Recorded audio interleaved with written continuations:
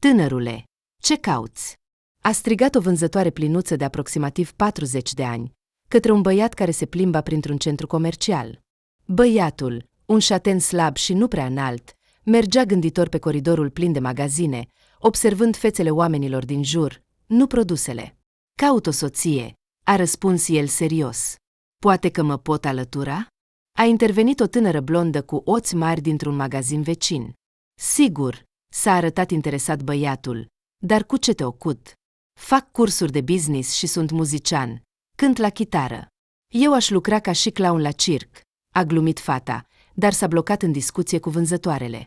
Oh, grozav, s-a animat băiatul. Eu închiriez un birou și în biroul vecin se află o companie care se ocupă cu divertismentul. Oh, asta e pentru mine, a zâmbit vânzătoarea râzând. Aș vrea să fiu animator. De ce râdeți? Eu vorbesc serios, a răspuns băiatul. Cumpără-i niște blugi, o să se simtă mai bine și o să se apuce de treabă, a glumit prima vânzătoare. Mă vinzi ieftin, a comentat a doua. Bine, am râs destul, a schimbat tonul ea. Trebuie să muncesc. Și fata a dispărut în spatele manechinelor îmbrăcate în blugi și tricouri. Băiatul, Denis, a continuat să meargă. După ce a umblat fără scop prin centrul comercial încă o jumătate de oră, a decis că e timpul să mănânce. Și cum un om de afaceri de succes nu avea niciodată bani, a sunat-o pe bunica sa și s-a invitat la ea. Desigur, vino, a spus cu căldură Tamara Leonidovna. Am borș și voi face hrișcă cu pui. După o jumătate de oră, Denis a intrat în bucătăria bunicii, plină de arome de mâncare proaspăt gătită. S-a așezat la masă și s-a întins spre o farfurie cu pâine tăiată. Cine va spăla mâinile? A spus bunica cu o severitate jucată. Iată, ai luat obiceiul, de pe stradă direct la masă.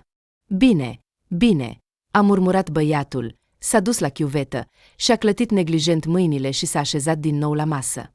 Bine, să considerăm că ai spălat, a suspinat Tamara Leonidovna, privind cu tristețe la nepoțelul ei. A ieșit un fel de nimic, nici pește, nici carne, s-a gândit ea. Dar nici eu, nici slava defunctului meu soț nu am fost ofensați de aspectul nostru. Fiica este frumoasă, dar el este oarecum neatractiv. Tamara Leonidovna a fost, înainte de pensionare, o filolog cunoscută, predând limba slavonă veche la universitate. Era conferențiar la catedra de teorie și lingvistică slavă. Se zvonea că provenea dintr-o familie nobilă, dar nu existau dovezi, iar ea însă și păstra tăcerea în această privință. Ține spatele drept, pune o carte pe cap, bărbia puțin mai sus și pleacă, îi învăța ea pe fiica ei cum să aibă o postură frumoasă. Mamă, parcă îmi predai o lecție de feminitate într-o instituție de dinainte de Revoluție, se mira fiica. O femeie trebuie să aibă o postură frumoasă, răspundea concis mama, fără a intra în detalii. Soțul ei, Slava Ticonovic, era ofițer de carieră. După Marele Război Patriotic, a servit în statul major al districtului. A ieșit la pensie cu gradul de colonel. Salariul său era decent, la fel și rația de produse. Chiar și în cele mai dificile vremuri, ofițerii primeau o rație solidă, cârnați, brânză și alte produse greu de obținut. Oh, se bucura fiica lor Olga, scoțând dintr-o plasă un buchet de fructe verzi. Olga, pune-le pe calorifere, să se coacă, îi ordona fratele ei mai mare, Victor. Pot să gust. Măcar o bucată, insista fetița. Te va durea burtica, spunea fratele cu severitate, luând bananele și așezându-le pe radiator. Slava Ticonovic se bucura văzând că copiii săi cresc în bunăstare. El provenea dintr-o familie de țărani săraci și era singurul dintre cei 3 frați care a reușit să iasă din mizerie. La început, a terminat o școală profesională și a devenit profesor de limba rusă. Odată cu începutul războiului, a devenit militar. Acolo și-a început cariera. Deci, Doamne ferește, să ajungă cineva să urce pe scara ierarhică în legătură cu evenimente tragice precum războiul, spunea el, evitând să povestească în detaliu despre anii săi pe front. Bărbatul era, de asemenea, frumos, nu ca un țăran. Înalt, blond cu ochi albaștri, cu un nas ușor strâmb, frunte deschisă și buze frumos conturate. Femeile pur și simplu se agățau de el, deși în acele vremuri nu era obișnuit să-ți exprimi deschis sentimentele. El iubea doar pe Tamara, așa cum își numea soția cu drag. Când a văzut-o pe ea, la 19 ani, a înțeles imediat că va fi soția lui. Zâmbind cu bâlâândețe, le povestea copiilor. Era atât de incredibilă. Nu putea găsi cuvintele potrivite pentru a-și exprima toată admirația față de soție. Din punct de vedere exterior, ea era opusul lui. Plinuță, cu părul închis la culoare, cu ochi de 2 culori. Albăstri, dar în jurul pupilelor se vedea un inel galben-verzui. O curtea cu flori, plimbări, invitații la dans în casa ofițerilor. Dar ceea ce o impresionase pe Tamara a fost cunoștințele lui de limbă rusă. Aici ne-am dovedit a fi colegi, își amintea ea. Nu cunoștea pe nimeni altcineva, în afară de mine, desigur. Zâmbind cochet, spunea că nimeni nu scria și nu vorbea atât de corect. Slava o răsfăța pe Tamara și întreaga lor viață o ducea prin cele mai bune stațiuni sovietice, iar cu ocaziile importante îi cumpăra bijuterii. Au trăit împreună o jumătate de secol, au sărbătorit nunta de aur. Și la câteva săptămâni după sărbătoare, bărbatul a murit de un infarct miocardic. Cum voi trăi fără el? Plângea femeia. Atâția ani, atâta dragoste. La acel moment, copiii lor deja își formaseră propriile familii. Olga, cu frumusețea și părul ei închis, a moștenit trăsăturile mamei, dar a luat și cele mai bune trăsături de la tată, de exemplu, nasul fiind cu o ușoară cocoașă. Foarte tânără, s-a căsătorit cu un sportiv pe nume Sergi, având un fiu pe nume Denis. Căsătoria s-a dovedit a fi de scurtă durată. Olga spera că soțul ei, jucător de tenis, îi va asigura o viață fără griji, la fel ca în casa părintească. Această ramură a sportului era foarte populară la acea vreme și aducea câștiguri bune. Dar Sergi s-a accidentat la gleznă, nu a putut să se recupereze și a început să bea. Un soț eșuat nu-mi trebuie, a declarat Olga și a cerut imediat divorțul. Tamara Leonidovna se gândea uneori că a crescut o fiică consumatoare. Olga îi plăceau întotdeauna hainele, cosmeticele și tot ce era scump, fără a ține cont de calitate. După divorț, Olga nu a muncit, ci a trăit din banii numeroșilor ei amanți. Aceștia apăreau, dar după o lună sau 2 dispăreau. Dar imediat apărea următorul. Dragă, ar trebui să obții măcar o educație, se plângea Tamara Leonidovna. Nu poți să te bazezi toată viața pe bărbați. Nu sunt născută pentru muncă, zâmbea Olga cu nonșalanță. Și eu trăiesc foarte bine, mereu există cineva care să aibă grijă de mine. Fiul ei, Denis, creștea ca un băiat liniștit, cum se spune despre cei ca el, mereu pe calea lui. Mama nu s-a ocupat prea mult de educația lui, iar acum 1 an s-a căsătorit și aproape nu a mai comunicat cu fiul ei de 18 ani. Am impresia că cauți o soție, nu o mamă nouă, a suspinat acum Tamara Leonidovna, ascultând povestea nepoțelului despre vizita sa la centrul comercial. E greu să te descurci singur cu gospodăria, nu? Da, a recunoscut nepoțelul. Gătesc prost, mănânc în cantină, unde totul e neplăcut. Tamara Leonidovna îi părea rău de nepoțel și l-ajuta cu mâncare. Cu fiica nu a reușit, dar l-a convins să se înscrie la universitate, chiar dacă la secția de muzică, după care, după părerea ei, nu va câștiga mulți bani. Băiatul locuia singur în apartamentul părinților săi. Tatăl, care la vremea respectivă a cumpărat apartamentul, a renunțat la partea sa din această proprietate. Îți vom da bani.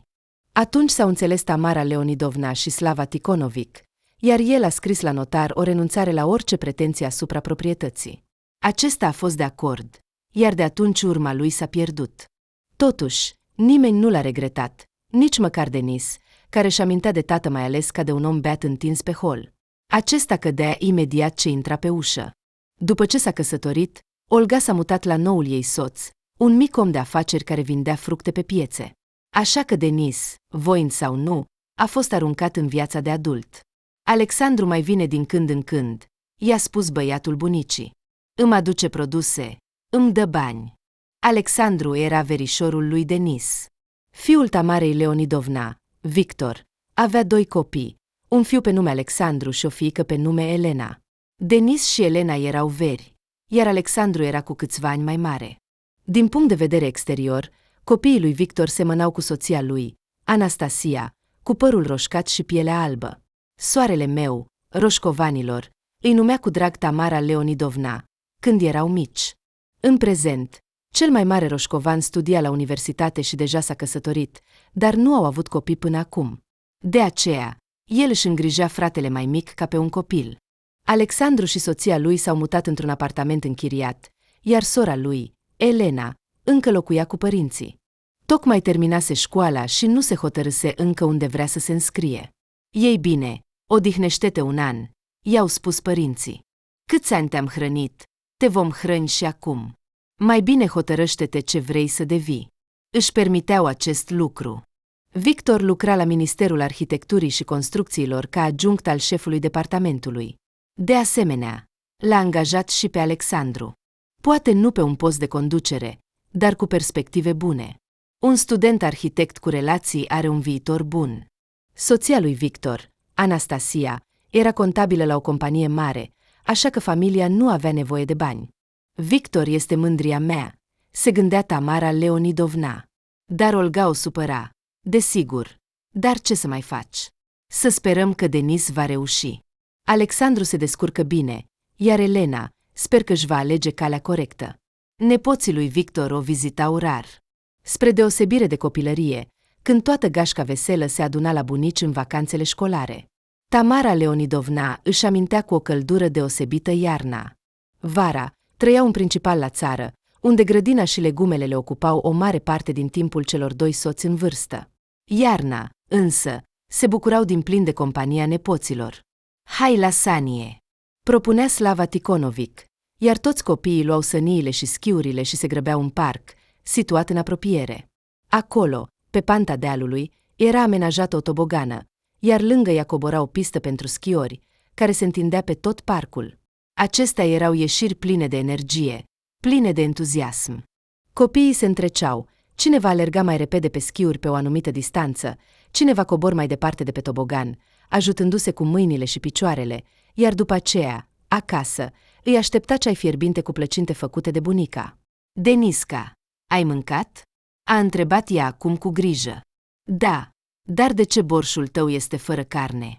A întrebat el cu o intonație mofturoasă. Tu, se pare, nu ai nevoie de bani. Pensia este bună, iar de la bunicul au rămas multe. Așa e, dragul meu, a răspuns femeia în vârstă. Nu pot mânca gras, așa că fac supe dietetice din legume. Și tu nu trebuie să te ocupi de banii altora, l-a miustrat ea fără răutate pe nepoțel.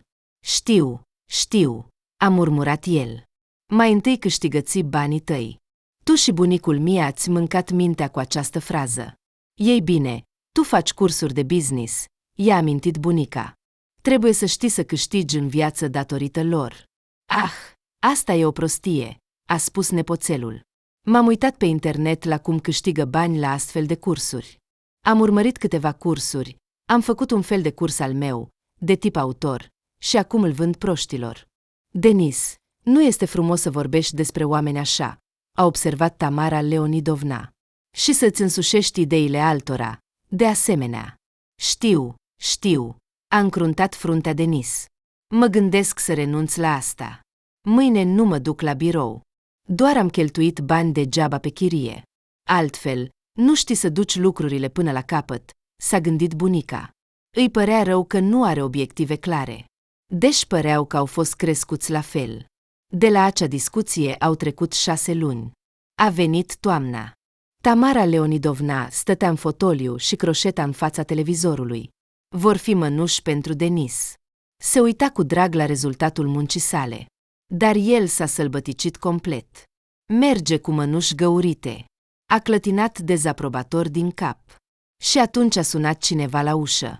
Nu aștepta oaspeți, așa că s-a mirat foarte tare. S-a ridicat și a mers să deschidă. Pe prag stătea Elena. Bunico, ajută-mă! Plângea ea. Ce s-a întâmplat? S-a îngrijorat Tamara Leonidovna. Intră, nu sta pe prag. Fata a intrat și a căzut fără putere pe un scaun, pe care oamenii care veneau în casă își scoteau și își puneau încălțămintea. Sunt însărcinată, a spus Elena. Părinții mă vor omor.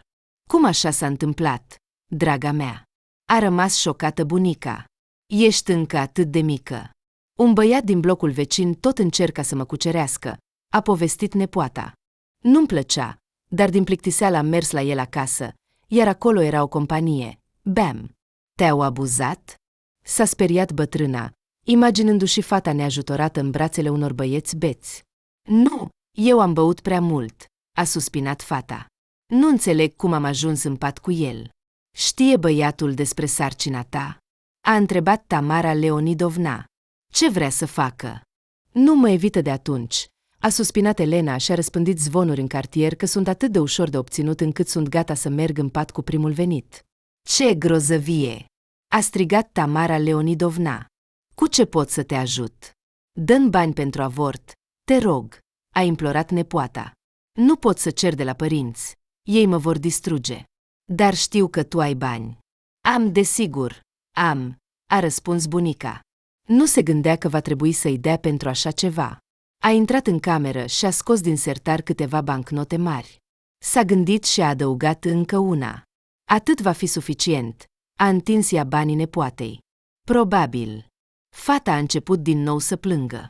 Încă nu știu cât costă această procedură. Bunico, poți să mergi cu mine la doctor? A cerut fata brusc. Grea mea supărare. Sigur, voi merge. A fost de acord bătrâna. Hai să mergem chiar acum la cel mai apropiat centru medical. Acolo vom afla totul și vom stabili o dată. Iată-te și odihnindu-te un an în pauza dintre școală și universitate, se gândea ea, îmbrăcându-se. Nu trebuie să-i spun lui Victor despre asta. Voi păstra secretul de la propriul meu fiu. Ce soartă! A clătinat ea din cap. Încă nu știa ce surprize îi pregătește viața în câteva luni. Între timp, după câteva săptămâni, a sunat deja Alexandru. Ce s-a întâmplat? S-a speriat cu adevărat Tamara Leonidovna, care, după evenimentele legate de Elena, se aștepta la ce e mai rău. Da, Iulia este însărcinată, a răspuns nepoțelul. Trebuie să închiriem un apartament mai mare, ca să avem unde să așezăm bebelușul. În garsoniera noastră va fi strâmt. Dar părinții nu te ajută. S-a mirat bunica. Da, ei cheltuie deja mult pe Elena, a răspuns Alexandru. Acum e deprimată, nu vrea să iasă din casă. Așa că ei o distrează cum pot, o scot la teatru, la circ, ca pe un copil. Tamara Leonidovna știa, desigur, adevăratul motiv pentru care nepoata nu voia să iasă pe stradă în fața colegelor ei, dar aceasta era taina lor, așa că bunica a tăcut. Și, desigur, a fost de acord să-l ajute și pe acest nepoțel. Vino la mine mâine, i-a spus ea. Primesc pensia, așa că îți voi da. De asemenea, mâine se împlinesc 15 ani de la moartea lui Slava, și-a amintit ea. Dar, în afară de mine, se pare că nimănui nu-i pasă. A închis telefonul de acasă. Avea și mobil, și telefon cu butoane, dar nu-i plăcea să-l folosească, așa că îl lăsa mereu acasă. Totuși, când ies la plimbare sau la treabă, explica ea, vreau să merg fără a fi distrasă de conversații. Vreau să privesc lumea, oamenii din jur și să mă bucur de fiecare zi, chiar dacă este gri și înnorat. Acum, afară era o astfel de zi. Era toamnă târzie, iar ultimele frunze cădeau de pe copaci. Tamara Leonidovna s-a întristat puțin, dar s-a repede adunat. Nu-l poți aduce înapoi pe Slava, se gândea ea, dar a rămas continuarea lui, copiii și nepoții noștri. Atâta timp cât pot să-i ajut, o voi face. Căci în curând va veni rândul lor să aibă grijă de mine. A doua zi, l-a întâmpinat pe Alexandru cu o plăcintă cu varză și ceapă, pe care o iubea atât de mult în copilărie. Dar tânărul nu era în dispoziție să petreacă timp cu Tamara Leonidovna. Bunico, mă grăbesc, a declarat el de la ușă. Iulia se simte rău. Zace. Trebuie să mă întorc repede acasă. Așa că vin doar pentru bani și imediat mă întorc. Atunci ai, Iulia, cu tine o bucată de plăcintă, a spus Tamara Leonidovna și s-a întins după cuțit să taie o bucată. Ce faci? S-a revoltat Alexandru. O face rău doar mirosul mâncării. Iar aici este varză cu un miros atât de puternic. O va face să vomite. Nu ne trebuie asta. A refuzat. Nepoțelul a luat banii, i-a numărat, umedindu-și degetele, și s-a despărțit. Iar bătrâna a rămas singură în bucătărie cu plăcinta ei inutilă și cu un ceainic care fierbea. Leonidovna! S-a auzit o voce masculină de dincolo de ușă. De ce ai totul deschis? Oh, Andrei Mihailovici, Se pare că nepoțelul nu a închis. Tamara Leonidovna s-a ridicat de la masă și a ieșit în hol. Acolo, pe prag, stătea vecinul, de aproximativ aceeași vârstă cu ea. La picioarele lui se juca un cățel alb, o maidaneză zveltă pe picioare lungi. Aceasta își agita coada cu bucurie. Noi am ieșit la plimbare cu Ruda, a explicat vecinul. Ne uităm, ai o oarecare dezordine. M-am îngrijorat. Totul este bine? Totul ca de obicei, a zâmbit Tamara Leonidovna. Totul ca la o persoană de 90 de ani. Ei bine, ce te faci? Nu îți dau mai mult de 70, a făcut bărbatul un compliment. Oh, ești un maestru al complimentelor, a râs Tamara Leonidovna. Ascultă, pot să ies la plimbare cu voi? Mă simt rău să stau singură astăzi. Desigur, a răspuns Andrei Mihailovici, întotdeauna bucuros de companie. Ruda trebuie să alerge. Își va găsi acum compania de 4 pezi. Ne pregătim să mergem în parc. Minunat! Atunci ieșiți, ca să nu sufere câinele. Trebuie să meargă la toaletă. Eu mă îmbrac și vă ajung în 10 minute, a spus bătrâna. Așa au convenit. Și această plimbare s-a dovedit a fi minunată. Tamara și Andrei cu cățelul mergeau printr-un parc aproape pustiu în această perioadă a anului. Atracțiile pentru copii erau închise până la următorul sezon. E atât de neobișnuit să nu aud aici strigătele copiilor, a zâmbit Tamara. Nu am mai fost în parc de mult. E atât de liniște. Pe aleile parcului se plimbau câteva mame cu cărucioare. O grupă de pensionari activi făceau mers nordic, iar pe o pătură sub niște pini bătrâni s-a așezat un cuplu tânăr cu un termos. Oh, îndrăgostiții, să nu-și înghețe fundurile, a zâmbit Andrei Mihailovici. Nu-i critica, a spus bâlând Tamara Leonidovna. Eu nu mă bag niciodată în viața tinerilor cu sfaturi. Eu nu mai învăț pe fiul meu și pe nepoți, sunt deja mari, a răspuns bărbatul. Și locuiesc în alt oraș. Ai mei locuiesc în același oraș, dar vin foarte rar și doar pentru afaceri, a suspinat femeia. Îi înțeleg, au grijile lor. Dar nu pot spune nimic rău despre acest cuplu, a observat Andrei Mihailovici. Dar să stai pe pământ rece în vreme umedă. Noi am fost cândva tineri și neserioși, a spus femeia. Iată că parcă ieri ne plimbam cu Slava pe aceleași poteci, încă nefiind căsătoriți, râdeam, ne sărutam. Iar mâine se împlinesc 15 ani de când nu mai este. O dată tristă, a observat Andrei Mihailovici. Și eu nu pot să mă obișnuiesc cu absența Anutei de 3 ani. Și îmi este dor de ea. Tamara Leonidovna a suspinat. A fost o femeie bună. Au locuit vecini atâția ani. S-au apropiat. Copiii au crescut împreună, alergând în vizită unii la alții. Au sărbătorit de câteva ori anul nou împreună, cu familiile lor unite. Ei bine, Tamara, ce să regretăm din trecut, a spus bărbatul, dând din mână. Trebuie să trăim pentru viitor, oricât de scurt ar fi pentru noi. Vino la mine la ceai, a propus femeia. Am făcut o plăcintă. Nepoțelul nu a vrut să mănânce.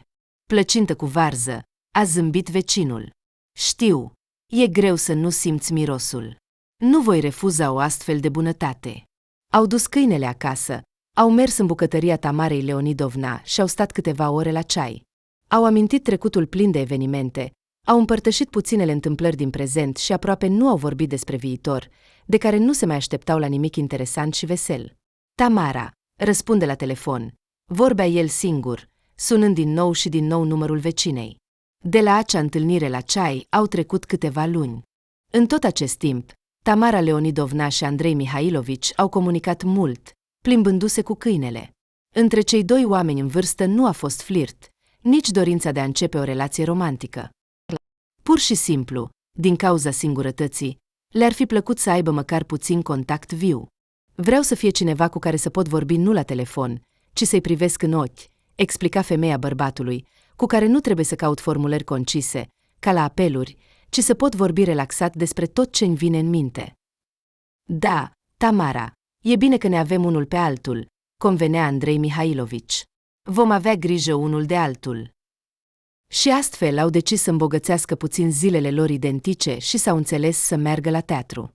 Se juca Vânătoarea de raței după piesa lui Vampilov. Atât Tamara Leonidovna, cât și Andrei Mihailovici își aminteau vremurile când această piesă nu voia să fie publicată, deoarece era respinsă de cenzori. Și își aminteau cum, când în sfârșit s-a permis publicarea, au mers la cele mai întâi reprezentații cu soțiile lor. Va fi interesant să o revizuim acum, la o vârstă matură, a observat Andrei Mihailovici. Nu mă amintesc bine subiectul, doar principalele momente. Și că nimeni nu mergea la vânătoare de fapt. Mai mult decât la o vârstă matură, a râs Tamara Leonidovna. Cred că ne vom petrece o seară plăcută. Și ne vom opri neapărat la o cafenea după spectacol, a subliniat bărbatul. Trebuie să respectăm tradiția vremurilor de odinioară, să bem puțin coniac și să discutăm despre ce am văzut. Tamara Leonidovna s-a pregătit pentru ieșirea solemnă timp de o săptămână. Femeia și-a făcut manicura, a găsit o rochie de seară neagră uitată de mult în adâncul dulapului. Înainte de spectacol, a convenit cu cea mai apropiată coafură că îi va face o coafură.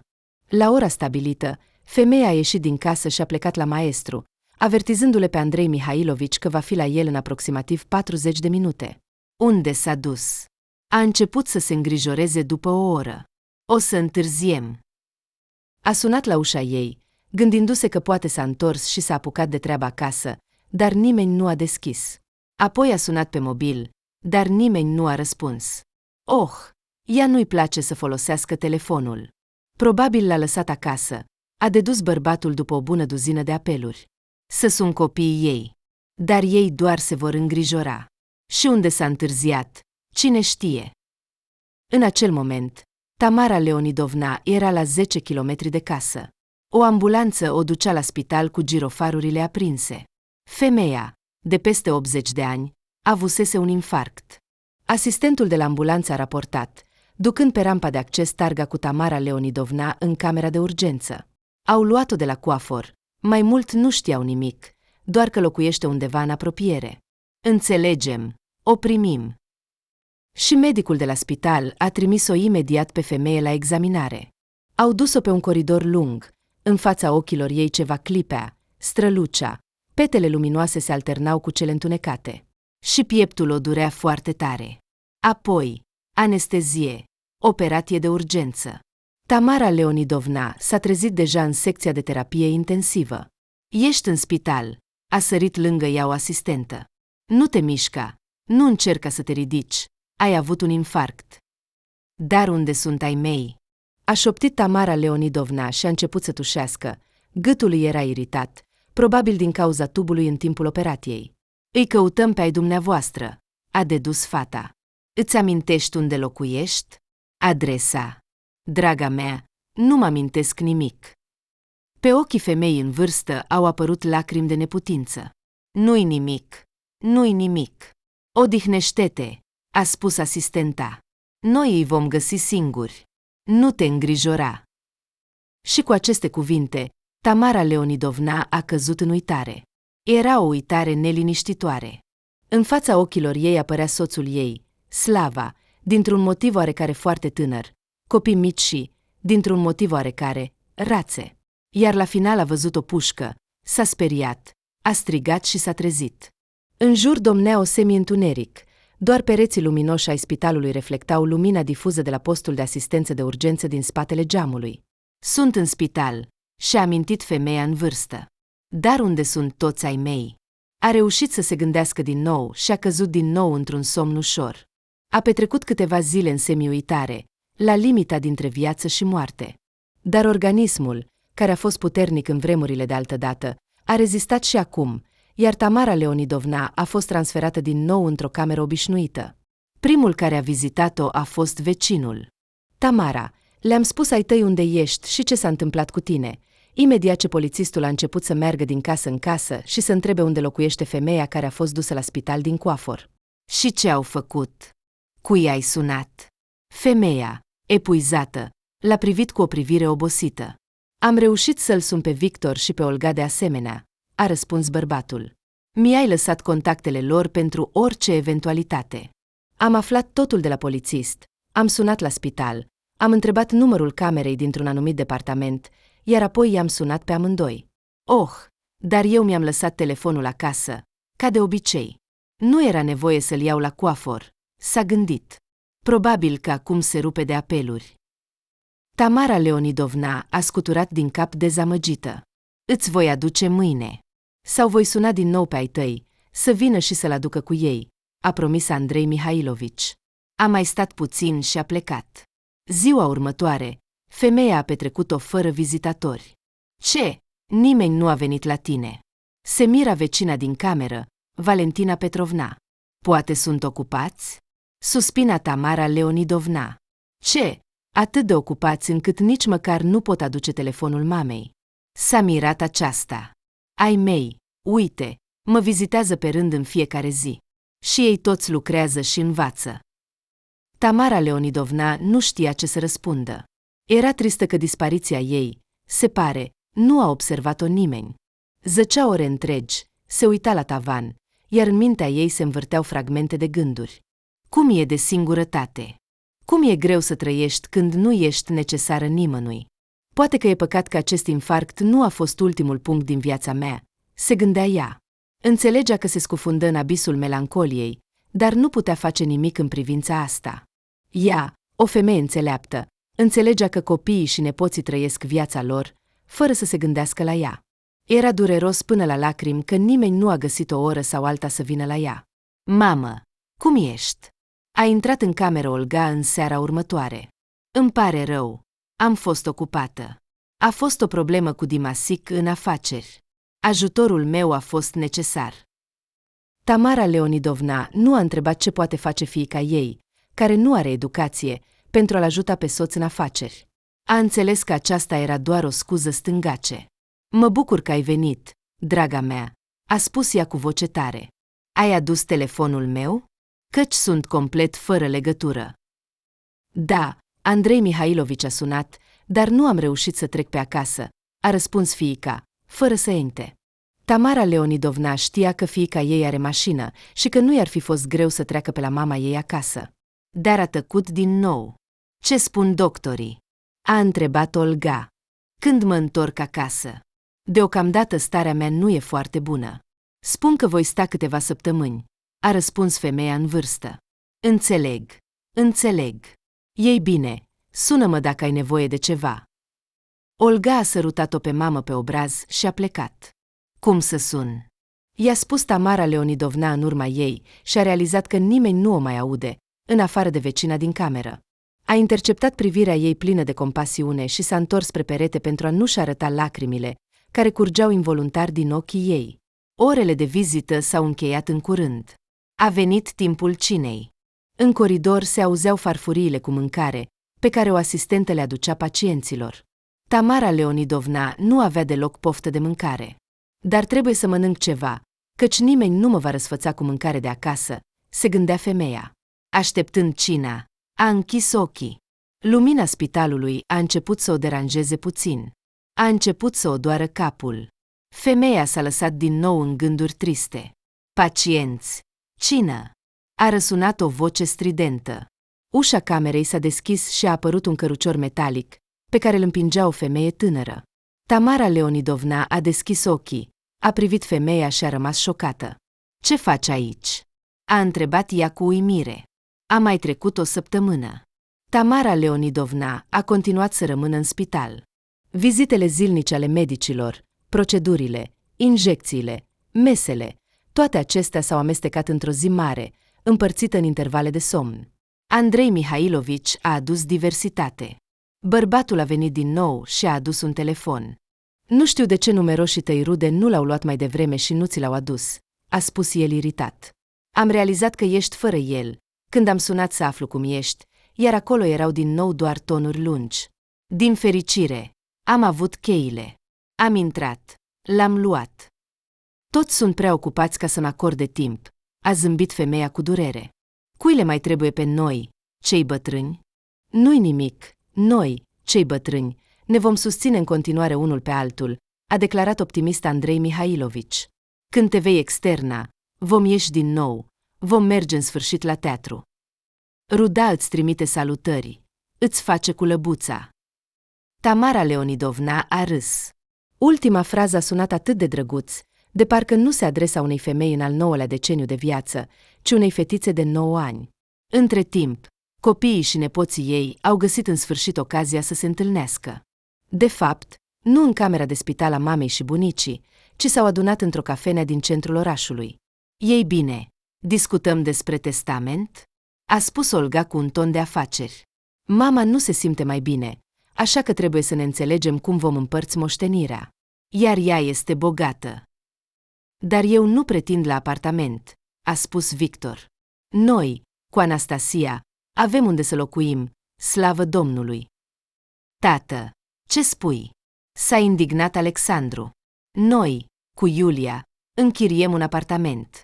O să devii bunic. Ai uitat? Avem mare nevoie de locuință. Nu mă voi refuza de la un apartament gratuit. Atunci pot lăsa apartamentul vouă, iar eu să iau bijuteriile mamei, a spus Olga. Oh, dar eu adoram să mă joc în copilărie cu colierul ei de argint cu granate, a spus Elena. Pot să-l păstrez ca amintire? Nu, așa nu se poate, a spus Olga. Unde este colierul? Acolo se va împărți și restul după dorințele voastre. Hai să împărțim cumva în mod egal, odată pentru totdeauna, ca nimeni să nu conteste nimic mai târziu. Dar mai este și garajul bunicului, a intervenit Denis. Mașina a fost vândută după moartea lui, iar garajul a rămas nefolosit. E departe, undeva la marginea orașului. Exact, a amintit Victor. Poate fi vândut în sfârșit. Olga, cred că ar trebui să cedăm moștenirea copiilor noștri. Noi, tu și cu mine, suntem deja asigurați. Hai să lăsăm părțile noastre nepoților mamei. Dar nu-i nimic că tu ai mai mulți copii, s-a indignat femeia. Adică voi aveți 2/3 din moștenire, iar Denis 1/3. Nu sunt de acord. Au început să se certe aprig, dar nu au ajuns la un consens. S-au despărțit supărați și ofensați unul pe altul. A doua zi, la spital, la Tamara Leonidovna au venit nepoții, Alexandru, Elena și un alt bărbat. Să nu pierdem timpul, i-a îndemnat pe copii Victor. Mergem la bunică și insistăm să facă testament pe numele vostru, până nu a realizat Olga să facă asta. Bunica mă iubește, a murmurat Elena. Cred că nu-mi va refuza. Și eu sunt mai bine văzut decât Denis, a spus cu încredere Alexandru. Acesta e atât de nepriceput, iar eu sunt bine ancorat. Învăț, lucrez, mi-am întemeiat deja o familie. Eu și toate drepturile la moștenire. Despre toate drepturile nu te grăbi, a spus Victor, dar pentru cea mai mare parte ne vom lupta. Iar partea Olgăii o vom contesta, dacă va fi cazul. Ea, ca fiică, este moștenitoare de primă linie, la fel ca și mine, iar voi sunteți de a doua linie. Dar eu voi renunța la partea mea în favoarea voastră. Așa că partea noastră va fi mai mare în final. Văzând în sfârșit nepoții în camera ei de spital, Tamara Leonidovna a zâmbit și a privit triumfătoare spre vecină. Dragi mei, zâmbea femeia, ați găsit timp să veniți la mine. Ce mai faceți? Alexandru, cum e cu Iulia? Elena, cum e cu sănătatea? A privit semnificativ spre nepoata ei. Bunico, totul e bine, a răspuns repede Alexandru. Noi suntem aici pentru un anumit motiv? Acesta este Valerii, notarul. La aceste cuvinte, Tamara Leonidovna a înțeles totul. Deci vreți să faceți testament? Fără să creadă pe deplin în ceea ce spune, a șoptit. Desigur, bunică, a intervenit Elena. Trebuie să înțelegi, este doar o asigurare, pentru ca toți moștenitorii să primească în mod corect. Și a zâmbit, încercând să o facă cât mai drăguț. Dar pentru Tamara Leonidovna, buzele distorsionate ale nepoatei păreau un zâmbet hidos. A închis ochii pentru câteva secunde, încercând să-și controleze emoțiile, dar durerea o copăleșea. Pacienți, a răsunat din coridor o voce de femeie, dezinfectarea camerelor. Toți cei care pot merge, vă rog să ieșiți în coridor. Și în cameră a intrat aceeași asistentă care, cu câteva zile în urmă, a șocat-o pe femeia în vârstă. Acum, Tamara Leonidovna s-a revigorat la vederea ei, simțind un val de putere și speranță. Alexandru și Elena s-au întors cu o expresie de nemulțumire. Cine îndrăznește să le deranjeze bunica? Și au rămas șocați. Au văzut în asistentă o copie exactă a Olgăii, doar că tânără, așa cum își aminteau de mătușa lor când erau mici. A cine ești? a întrebat Alexandru, întinzând cuvintele din surpriză. Aceasta este Natalia, a spus Tamara Leonidovna cu o voce puternică și încrezătoare. De asemenea, se poate spune, o pretendentă la moștenire. Și atunci a izbucnit într-un râs necontrolat. Femeia nu se putea opri. Și acesta era un râs printre lacrimi. Cu ajutorul lui, un flux tumultuos de oboseală și dezamăgire s-a revărsat. Tamara Leonidovna a văzut fețele surprinse ale nepoților și a râs și mai mult. Era evident că Natalia și ea abia se puteau stăpâni. O scenă mută din Revizor se odihnește, cum se spune acum. După ce a râs în sfârșit, Tamara Leonidovna a spus: "Ce se întâmplă?" a întrebat Elena. "Nu înțeleg ce e atât de amuzant. Cine este această femeie?"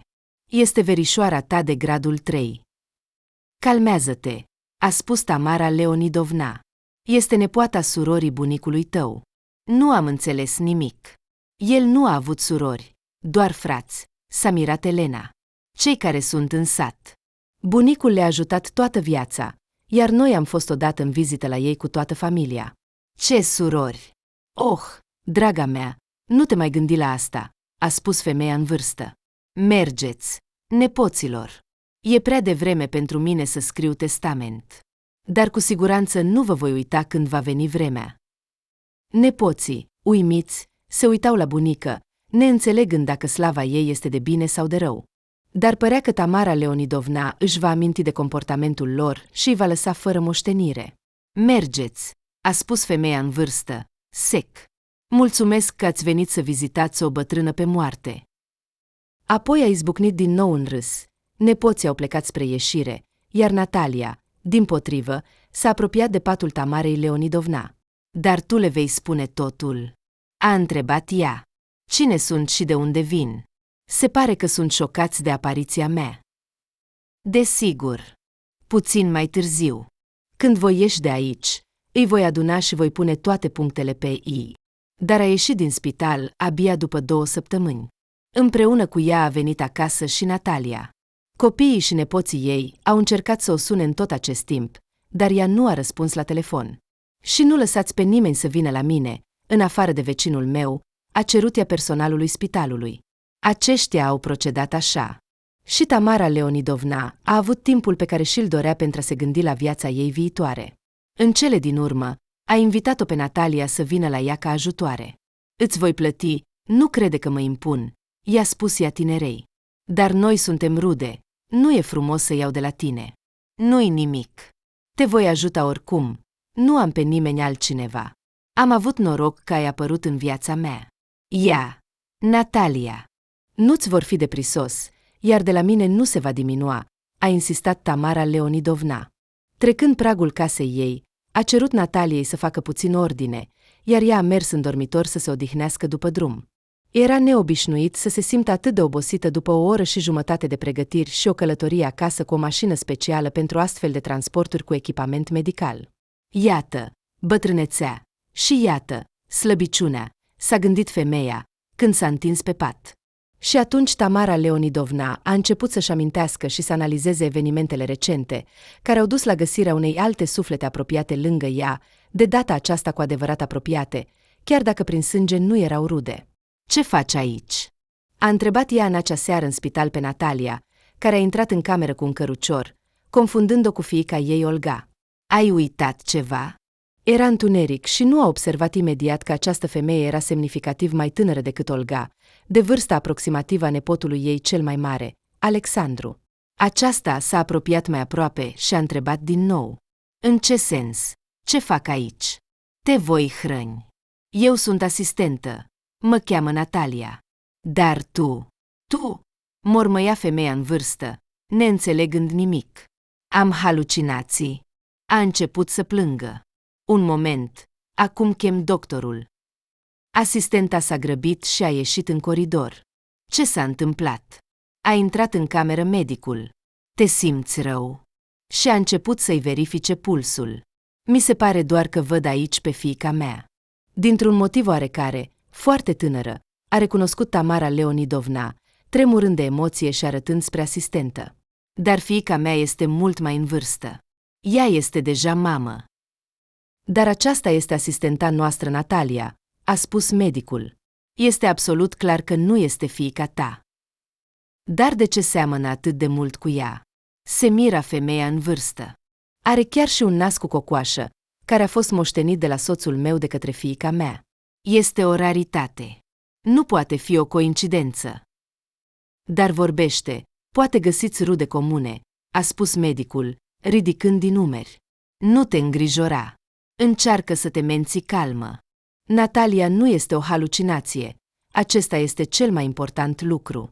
Vorbește cu ea. Voi veni la tine când mă voi elibera de îngrijirea pacienților. Natalia a promis. Mănâncă între timp. A pus farfuria pe noptieră și a împins mai departe căruciorul ei. Dar cine sunt rudele tale? Mama. Tata? A întrebat-o Tamara Leonidovna târziu în seară, când aceasta a putut veni la ea în cameră.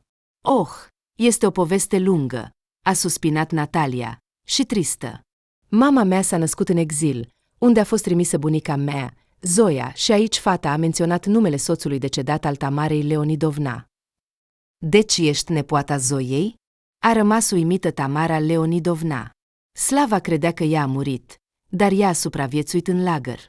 După cum vezi, zâmbind, Natalia a ridicat din umeri. Eu sunt dovada vie. Slava a suferit toată viața că nu a putut să o salveze. Pe ochii femeii în vârstă au apărut lacrimi. Aveau o familie numeroasă. 3 frați și o soră. Mama lor a murit de pneumonie, când spăla rufele iarna la râu. Da, mi-a povestit bunica despre asta, a spus Natalia. În acele vremuri, desigur, nu era apă curentă în satul lor uitat. Iar tatăl lui a fost arestat chiar de Crăciun, își amintea povestirile soțului Tamara Leonidovna. Și a fost executat în 3 zile, pretinzându-se că a făcut agitație antisovietică. Cineva a răspândit zvonuri, cum credea Slava, din invidie. Tatăl lui era unul dintre cei pe care după Revoluție au început să-i numească culaci. Iată că unii dintre acești leneși îndrăzneți au spus despre Tihon, care i-a ajutat și i-a angajat ca muncitori. Da, și bunica mea, sora lui Slava, a fost prinsă câteva luni mai târziu, a continuat Natalia, pretinzând că i-a ajutat tatăl să răspândească zvonuri despre puterea sovietică. I-a dat 15 ani. Slava știa despre asta, dar nu a putut să o protejeze. El terminase deja școala și se angajase ca profesor, iar el a început să fie promovat pe linie de partid. Bine că atunci nu răspundea pentru tată și nu avea pretenții la el. Dar s-a temut să-și exprime indignarea și să meargă să-și apere sora. Și s-a condamnat toată viața pentru asta. Înțeleg, a spus Natalia. Trebuie să știți că și bunica a înțeles totul. Nu a acuzat pe nimeni din familie. Ceea ce este mai rău, a continuat Tamara Leonidovna. El s-a temut atât de mult, încât a început să ascundă de toți că a avut o soră, nici măcar copiilor noștri nu le-a spus. Acum înțeleg de ce nepoții tăi s-au pierdut atât de mult, a observat Natalia. Da, nu și-ar fi putut imagina așa ceva. Numai eu știam totul. Și am păstrat acest secret al soțului meu, la fel cum el a păstrat al meu. Eu sunt dintr-o familie nobilă, de asemenea, nu m-ar fi mângâiat nimeni dacă ar fi aflat cine sunt. Și nu aș fi avut parte de o muncă demnă. Era o vreme atât de teribilă, a dat din cap Natalia. Cel mai important era să supraviețuiești. Câte astfel de secrete sunt păstrate în fiecare familie. Așa, dar spune-mi, cum a trăit Zoia? A întrebat Tamara Leonidovna. Mai trăiește. Bunica a suportat toate încercările, a spus Natalia cu mândrie. Sănătatea ei a fost afectată, desigur, și a murit de mult, dar în lagăr l-a întâlnit pe un bărbat liber, iar el a devenit apoi bunicul meu. Ei s-au căsătorit când ea a ieșit din lagăr. Eu, de fapt, nu-l cunoșteam. A murit și el devreme din cauza muncii în condiții dure de nord. Iar Slava, legătura pierdută cu Zoia, nu a reușit să o găsească. Cu amărăciune, a spus Tamara Leonidovna, căci el o căuta, deja după ce reabilitarea a avut loc. Prin canalele sale militare a încercat, prin cunoștințe de la KGB, dar nu a reușit să o găsească. A decis că sora lui a murit. Iar bunica nu s-a hotărât să se întoarcă acasă. Nu din cauza unei ofense, nu, a clătinat capul tânăra femeie. Era interzis să te întorci la vechea locuință. Dar de ce? După reabilitare, nu a dat măcar un semn despre ea. A întrebat Tamara Leonidovna, ca și cum Slava ar fi fost bucuros. Se temea. A spus doar Natalia. Se temea că, deși vremurile s-au schimbat, poate că venirea ei va aduce nenorociri familiei sale, căci era o fostă deținută, dușman al poporului. Dar acuzația a fost ridicată, a amintit Tamara Leonidovna. Au reabilitat complet pe cei ca ea. Dar dacă din nou ceva nu merge bine și o trimit înapoi în lagăr? A spus Natalia. Așa că bunica se gândea, se temea de asta. Știți, ea și-a simțit întreaga viață în libertate ca o impostoră, ocupând un loc străin.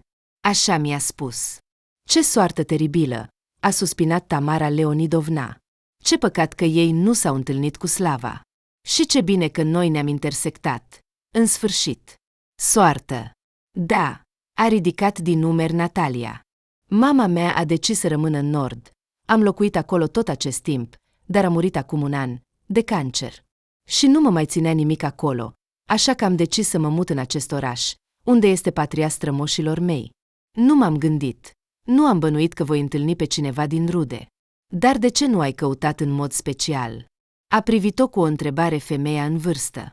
Da, probabil, tot același sindrom al impostorului, a răspuns Natalia. Cine sunt eu să mă impun oamenilor? Bine, hai să uităm pentru o vreme trecutul și să vorbim despre viitor, a spus Tamara Leonidovna. Ce planuri ai? Ce faci, în afară de munca de la spital? Ei bine, de fapt nu am planuri, a recunoscut Natalia. Din oameni simpli, bunica nu a fost dorită la muncă după lagăr. S-a angajat ca actriță la școala unde am învățat. Dar era bolnavă, spui, a observat femeia în vârstă. Și mama ta, cum o chema? Veronica.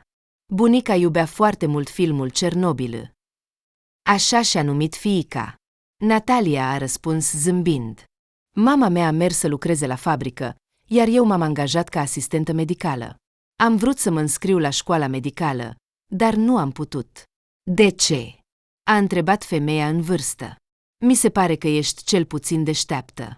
Eu, din obligație, întotdeauna recunosc vorbirea corectă a unei persoane educate.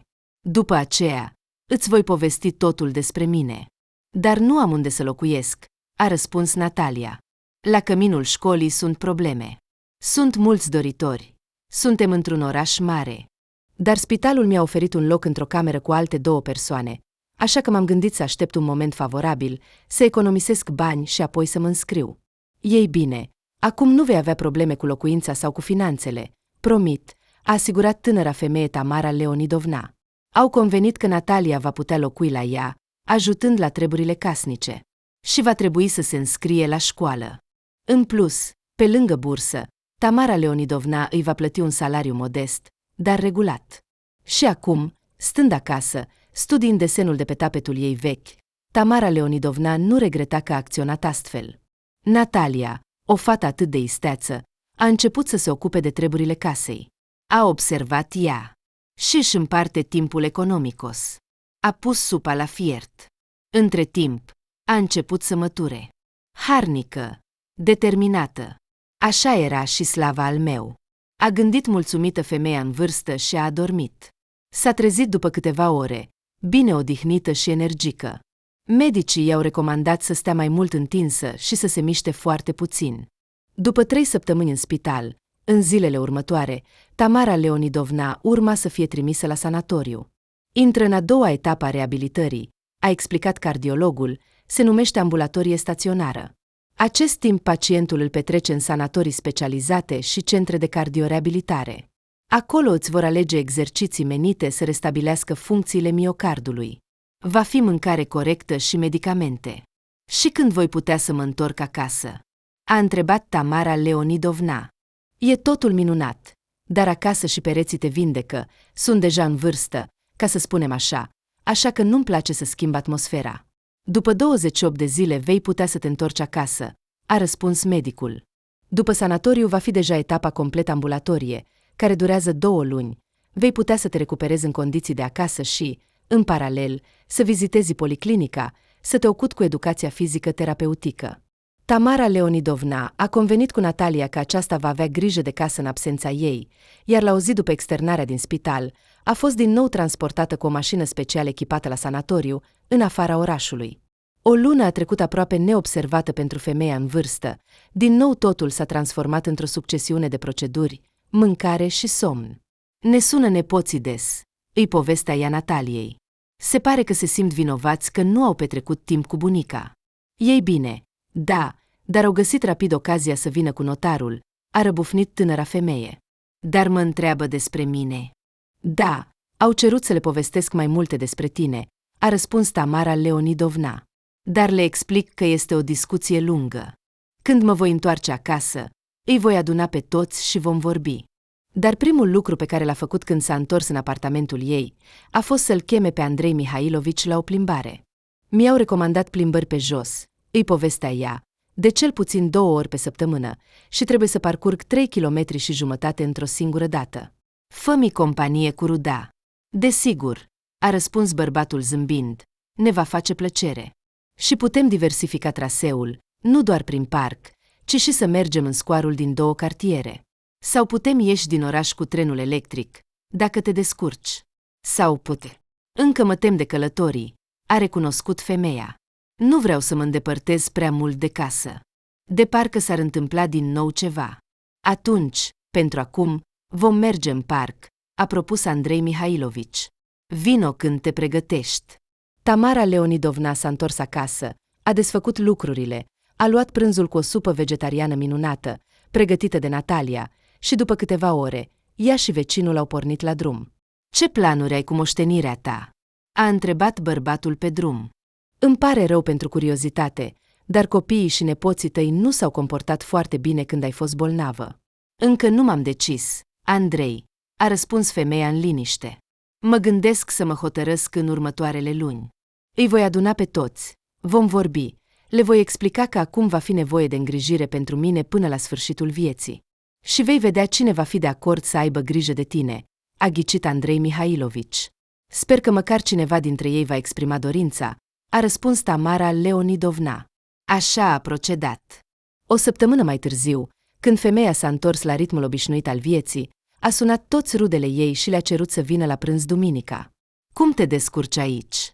A întrebat Victor, intrând în apartament. Cum mi-am aranjat viața? Mulțumesc, Natalia, a zâmbit mama. Ea are grijă de mine și reușește să lucreze. Mamă, nu pot să alerg de la minister înapoi și înainte, a spus fiul cu o grimasă.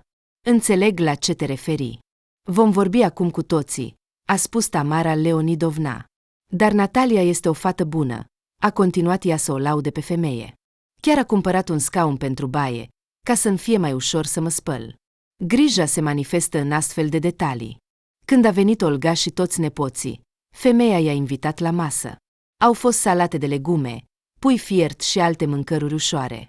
Nu vă servesc cu mâncăruri sofisticate, a remarcat Tamara Leonidovna, deoarece din cauza sănătății mele nu pot mânca prăjit, sărat, și despre sănătatea mea aș vrea să vorbesc cu voi astăzi. Dar mai întâi să sărbătorim a 2-a mea zi de naștere. Putem spune că sărbătorim faptul că m-am recuperat după infarct. Avem suc de afine, a intervenit Natalia. Acum suntem pentru o alimentație sănătoasă, a zâmbit ea. No, a ridicat sprâncenele, privindu cu ironie Olga. Nu e prea devreme să te integrezi în familie. Nu e prea devreme, a spus scurt Tamara Leonidovna. Spre deosebire de voi, ea a avut grijă de mine și continuă să o facă. Nu m-a lăsat pe o bătrână neajutorată singură în apartament. Oh, bunico, nu te mai plânge, a spus Alexandru. Ei bine, ce neajutorată ești. Ai fost puternică toată viața, cu o sănătate bună. Dragi, am 86 de ani, a spus femeia în vârstă. Și după infarct, nu voi mai putea să mă mândresc cu sănătatea mea. Care sunt prognozele, de altfel? A întrebat Denis. Ce au spus medicii? Ce cred despre starea ta? În următorii ani nu ar trebui să mor, a ridicat bunica ochii spre el, cu îngrijire adecvată. Despre asta vreau să vorbesc. Celui care va avea grijă de mine, îi voi lăsa totul. Și apartamentul, și bijuteriile, a precizat Elena. Da, tot ce am câștigat în întreaga mea viață, care acum pare prea lungă pentru unii, a spus Tamara Leonidovna. Oh, mamă! A strâmbat Olga. De ce reacționezi așa? Adevărul doare. A intervenit Natalia, care era foarte directă. Ar trebui să taci, a replicat Olga. Nu înțelegi cine și de unde ar mai putea să-și bage nasul aici. Așa, și despre asta e timpul să vorbim, a spus Tamara Leonidovna și a povestit întreaga poveste a vieții dificile a Nataliei.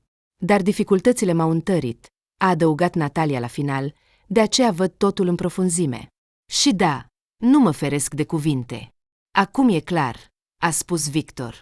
Ei bine, situația este clară, sarcinile de asemenea. Ne vom gândi. Au plecat și copiii lui, iar Olga și Denis au rămas. Mamă, cred că pe mine, ca și pe fiica mea, te bazezi să ai grijă de tine, a spus Olga cu emfază. Dar înțelege, am soț, trebuie să-i acord timp. Și să merg prin saloane, și să fac cumpărături pentru haine noi, a spus Natalia. Și asta de asemenea, a izbucnit Olga. Trebuie să-i plac lui bărbatul meu. Ce? Să mă îmbrac ca o crocodilă și să fiu neglijentă. Clar, înțeleg, a zâmbit Natalia. Bunico, dar mie, ca băiat, mie cam rușine să te scot la plimbare, a murmurat Denis. Soare, eu încă nu mă îngrijesc singur, a spus femeia în vârstă. Am mai multă nevoie de ajutor în casă, ca Natalia să nu se obosească. Ea vrea să se înscrie la școală. Cu banii tăi poți angaja o asistentă, a spus Olga. De ce să cerem ajutorul cuiva dintre noi?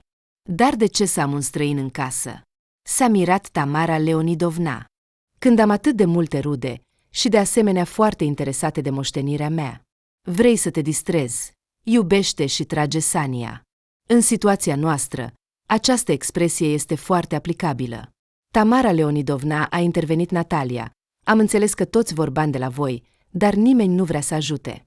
Îmi cer scuze pentru sinceritate. Totul este bine, Natalia, a răspuns aceasta. Eu văd totul. Tu, Olga, și tu, Denis, înțeleg că refuzați să aveți grijă de mine. Acum aștept răspunsul din partea familiei lui Victor. Dar a trecut o săptămână, iar nimeni nu a sunat și nu a exprimat dorința de a avea grijă de bunică. Tamara Leonidovna, neputând suporta incertitudinea, l-a sunat pe fiul ei. Eu și soția nu putem, a răspuns el laconic. Muncă. Trebuie să câștig pentru apartament pentru Iulia și copil, a spus Alexandru, căruia i-a sunat apoi. Dacă nu mor, a spus bunica, și nu poți conta pe locuința mea, atunci nu ești interesat de mine. Asta traduc pe un limbaj simplu răspunsul tău, a spus Tamara Leonidovna supărată și a închis. Elena nici nu ar trebui să sune, cred, a spus Natalia, care a auzit toate aceste conversații. Voi încerca pentru liniștea conștiinței, a suspinat femeia și totuși a sunat nepoata. Aceasta a refuzat de asemenea, invocând că se pregătește pentru admiterea la universitate. Bine că s-a decis. Ce vrei să devii? A întrebat bunica. Încă nu știu. A răspuns rapid nepoata și s-a răzgândit. Aleg între traducător și jurnalist. Clar, a suspinat Tamara Leonidovna. Ei bine, succes în continuare. Și a închis din nou. Te-ai convins? A întrebat-o Natalia cu compasiune. Da, a putut răspunde doar femeia în vârstă, iar lacrimile i-au apărut în ochi. Așa, să ne liniștim, a ordonat Natalia. Nu trebuie să te supărați. Totul, hai să mergem să bem ceai. Și după 6 luni, Tamara Leonidovna și Natalia se îndreptau spre notar în cartierul vecin. Ești sigură de decizia ta? A întrebat tânăra femeie pe drum. Da, a răspuns femeia în vârstă. În ultimele 6 luni nimeni nu m-a vizitat, doar m-au sunat cu cereri de ajutor financiar. Iar când am început să refuz, a uitat complet drumul către mine. Dar totuși este vorba despre apartament, a amintit Natalia, este serios. Nu-ți este frică că eu sunt sigură că tu mă vei îngriji. A întrerupt-o Tamara Leonidovna, că voi trăi în condiții demne. Sublinez, exact să trăiesc, nu să supraviețuiesc. În asta puteți fi siguri. A început Natalia, dar Tamara Leonidovna a oprit-o din nou cu un gest. Vreau să ai o locuință pe care nimeni nu o va putea lua de la tine. S-a uitat în ochii femeii. Pentru că înțeleg că copiii și nepoții mei speră că după moartea mea, totul le va reveni, chiar dacă nu se vor îngriji de mine. Dar contractele de rentă nu le vor contesta. A întrebat Natalia. Ei sunt moștenitorii direcți, iar eu sunt a 7-a apă pe răcitor. Nu, a răspuns cu încredere Tamara Leonidovna. De aceea vreau să închei un astfel de contract. Va fi stipulat că tu mă îngrijești pe viață, iar după ce eu voi pleca în lumea celor drepți, apartamentul va rămâne al tău. Notarul îți va explica acum totul în detaliu. Bine, a dat din cap tânăra femeie. Iar copiilor și nepoților le voi lăsa bijuterii și economii în bănci, a continuat Tamara Leonidovna. Nu pot să-i las complet fără nimic, deși sunt foarte dezamăgită în ei. Și faci bine, a fost de acord Natalia. Nu sunt străin pentru tine, totuși, și nici pentru mine. O oră mai târziu, au ieșit de la notar cu 2 exemplare ale contractului. Era primăvară, florile de liliac înfloreau, iar Tamara Leonidovna, neputând rezista tentației, a rupt o ramură. Știi că liliacul este asociat cu speranța, cu viitorul, cu energia vieții? A întrebat Tamara Leonidovna. Nu, dar este foarte simbolic pentru noul nostru capitol în viețile noastre, a zâmbit Natalia. Și dacă mai găsim un petic cu 5 flori pe ramură? A zâmbit Tamara Leonidovna. Poate să ne facem o dorință. Hai să căutăm. Eu voi dori să trăiești mult, a zâmbit Natalia înapoi. Și cele 2 femei, tânăra și bătrâna, au mers spre casa lor, râzând ca niște fetițe, căutând cu entuziasm floarea dorită pe ramură. L-au observat pe Andrei Mihailovici, ieșind din bloc cu cățelul, și i-au făcut cu mâna. Bărbatul, zâmbind, s-a grăbit să le întâlnească. În fața lor îi așteptau ani plini de dorința sinceră de a avea grijă unul de celălalt, un timp în care nu va fi loc pentru egoism și lăcomie, ci va exista sprijin și respect reciproc, bucurii mici și mari împărtășite. Asta înseamnă fericirea umană simplă.